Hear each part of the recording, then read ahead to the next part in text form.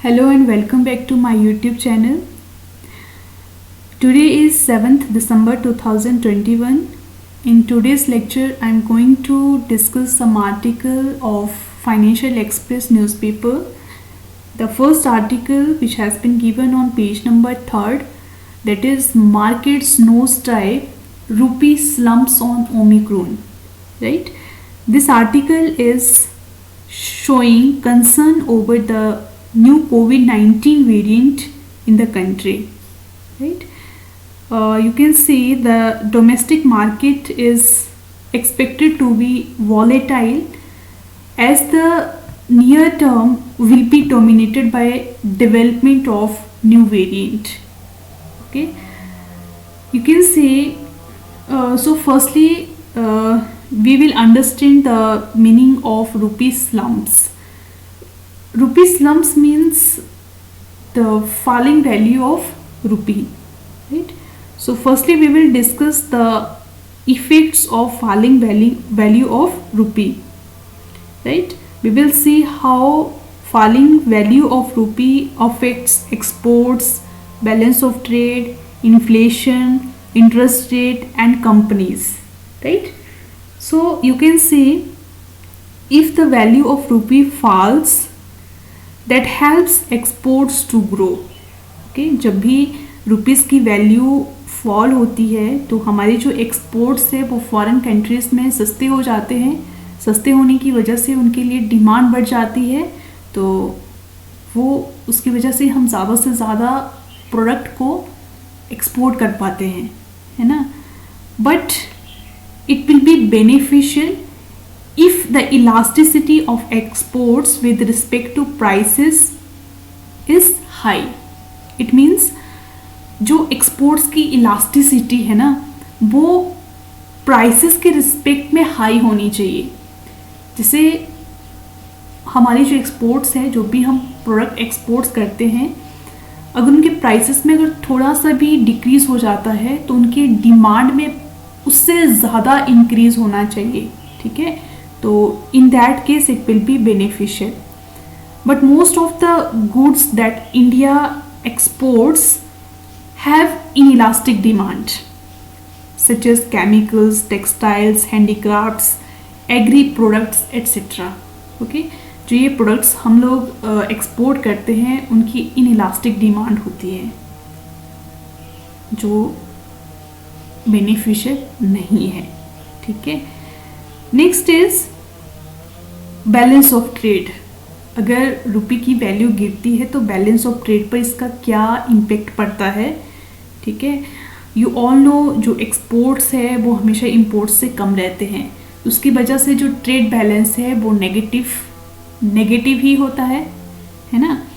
तो अगर एग्जांपल के लिए अगर जैसे हम लोग ऑयल को इंपोर्ट करते हैं, अगर रुपये की वैल्यू गिर जाती है तो हमें वो ऑयल कॉस्टली पड़ता है ना.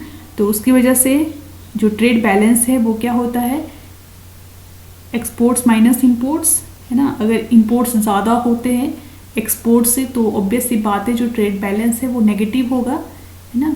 You can see it from economic survey 2020, right. And next is inflation.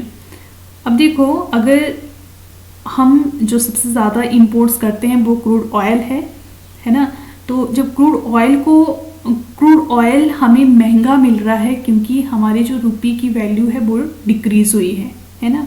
तो इसका जो ट्रिकल डाउन इफ़ेक्ट है वो अदर प्रोडक्ट्स पे पड़ता है हमारी कंट्री में, है ना. तो उसकी वजह से जो मशीनरी है, इलेक्ट्रॉनिक्स है, जो कंज्यूमर प्रोडक्ट्स है वो भी कॉस्टली हो जाते हैं, है ना. उसकी वजह से कंट्री में इन्फ्लेशन बढ़ता है ना. इन्फ्लेशन जब बढ़ जाता है, बहुत ज़्यादा इन्फ्लेशन अगर कंट्री में आ जाता है तो that increased inflation compel the RBI to increase the repo rate. ठीक है, so that inflation remains between 2 to 6%. Okay, जो डिसाइड हुआ है कि इन्फ्लेशन रेट 2 से 6% के बीच में रहना चाहिए. तो उस इन्फ्लेशन को कंट्रोल करने के लिए आरबीआई को रेपो रेट बढ़ाना पड़ता है। रेपो रेट को बढ़ाने से क्या होता है कि जो लोन्स वगैरह होते हैं वो कॉस्टली हो जाते हैं। तो जब वो कॉस्टली हो जाते हैं तो जो कंपनीज है वो लोन नहीं ले पाती है ना, तो that will hamper the growth of businesses. जब कंपनीज लोन ही नहीं ले पाएगी तो ऑब्वियस सी बात है वो बिजनेस नहीं करेगी, तो जो बिजनेस का ग्रोथ है वो हैम्पर हो जाएगा, है ना। That is discussion about this article. Okay, next article which has been given on page number 4th, which has been given on page number 4th, that is India has 4th largest forex reserves in the world. Here we should know about the what is forex reserve. You all know forex reserve होता है जैसे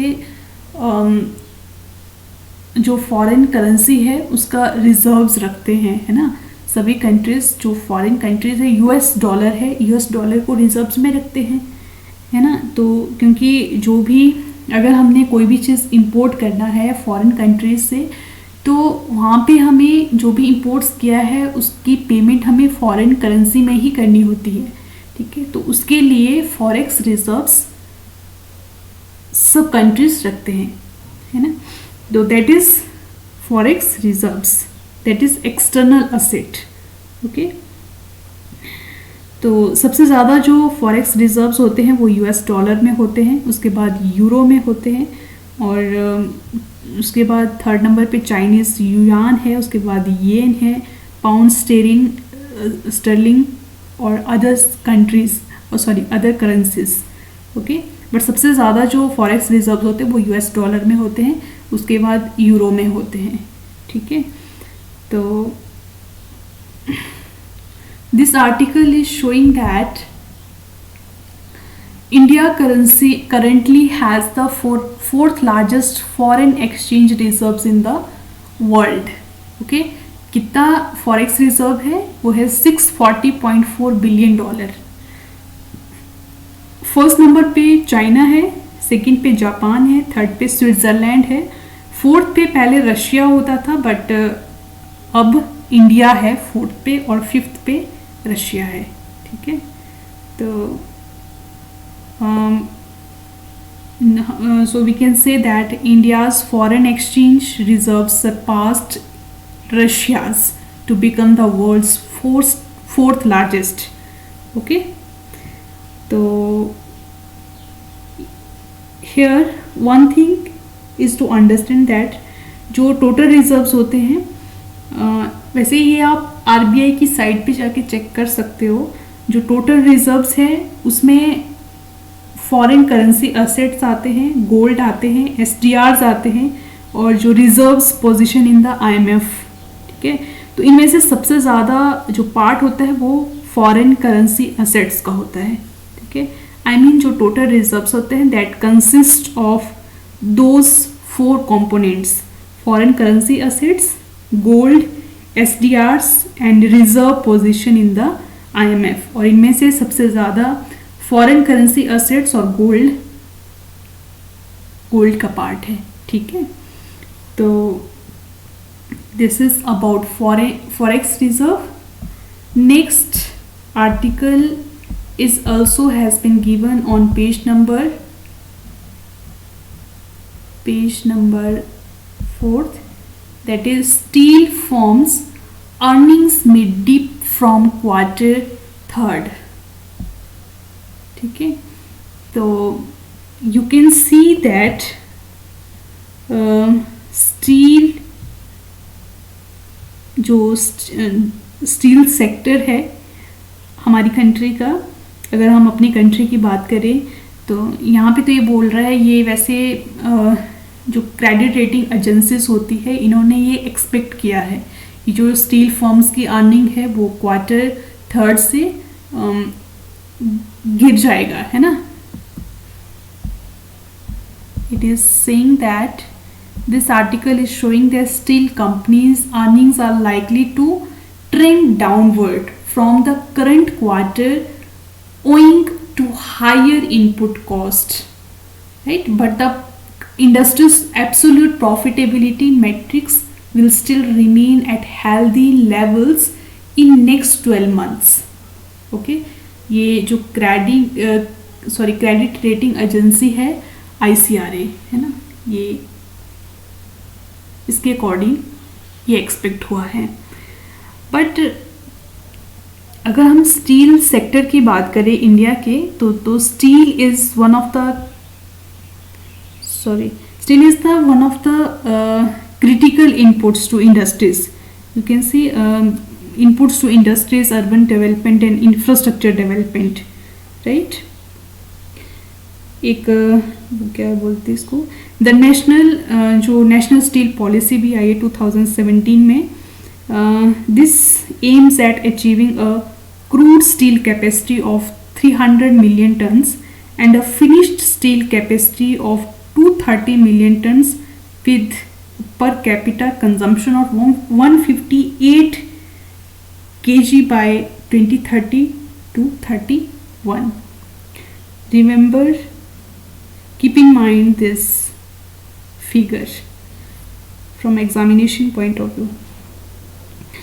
You all know India is the second largest producer of crude steel only after China. First number पे China है और second पे India है. और India is also the second largest consumer of steel also. Okay, ये producer भी second है और कंज्यूमर भी सेकेंड है. ठीक है, तो that's all for today. Thanks to all of you. See you tomorrow with next lecture.